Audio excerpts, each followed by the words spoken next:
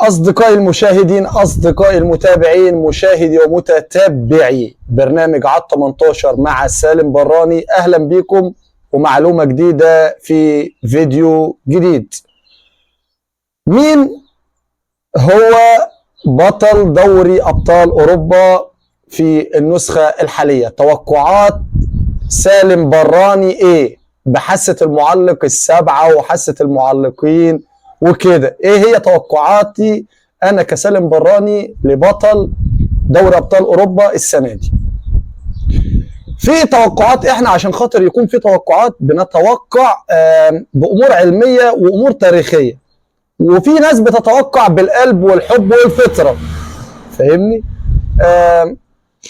فانا القلب والحب والفطره، النرتازوري الانتر، نصلي كي يتوج الانتر بدوري ابطال اوروبا. ان لم يكن الانتر فالحبيب الثاني ارسنال الجانارز. لكن ده الحاجات اللي احنا بنحبها. النظريات بقى العلميه والكوره والامور التاريخيه بتقول ايه؟ هقول لك. احنا دلوقتي عندنا نظريتين. نظريه ميونخ دي اول نظريه. نظرية ميونخ دي بتقول ايه بقى؟ نظرية ميونخ بتقول انه اي نهائي لدوري الابطال يتلعب في ميونخ بيتوج بالبطولة بطل جديد ما توجش بالبطولة دي قبل كده. ماشي؟ طيب ازاي يا عم سالم الكلام اللي انت بتقوله ده مش فاهمين؟ هقول لك يعني. نهائي دوري ابطال اوروبا اتلعب في ميونخ 4 مرات قبل كده. نوتنغهام فورست 79 توج بالبطل.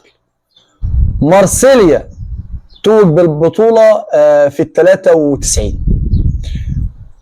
بعد كده دورتموند الألماني توج بالبطولة في 97.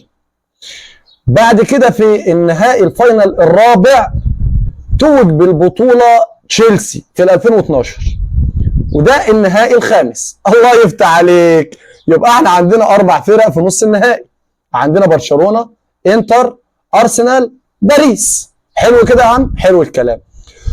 طلع الفرق اللي توجد بالبطولة قبل كده، هم ال4 فرق فطاح الحيتان كورة. هنطلعوا الانتر وبرشلونة. تمام؟ هيتفضل معانا مين؟ مظبوط، هيتفضل معانا باريس وارسنال اللي بيلعبوا بعض حاليا اساسا، وارسنال متقدم بفرق شوط اللي هو ماتش الذهاب 1-0. تمام. طيب دلوقتي يبقى انت بتقول يا عم سالم بنسبه كبيره رايحين ان باريس هو بطل دوري ابطال اوروبا السنه دي. تمام. استنى هكمل لك، لسه هتحلو. نيجوا للنظريه الثانيه.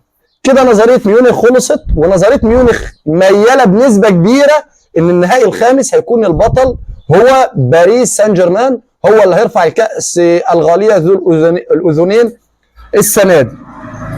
طيب ايه يا عم سالم النظرية بتاعت ايندهوفن؟ نظرية ايندهوفن دي بقى يا عزيزي المشاهد بتقول انه فيه لعنة زي لعنة الفراعنة لما تيجي كده، ايه اللي بتصيب اللي بينقبوا عن آثار والكلام ده. في لعنة فراعنة. ايه هي لعنة الفراعنة؟ الفرقة اللي بتكسب ايندهوفن مش بتاخد دوري ابطال اوروبا. هتقول لي ازاي؟ هقول لك. توتنهام 2018 كسب ايندهوفن، صعد للنهائي وخسروا. بروسيا دورتموند 2024 كسب ايندهوفن، صعد للنهائي وخسروا. طب السنة دي مين اللي بيلعبوا بعض وما كسبوش البطولة؟ ارسنال وباريس. تمام كده؟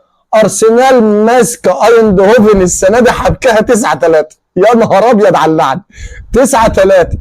طب باريس يا عم سالم، هقول لك باريس فلتت من اللعنه لانها تعادلت في دور المجموعات مع ايندهوفن 1-1.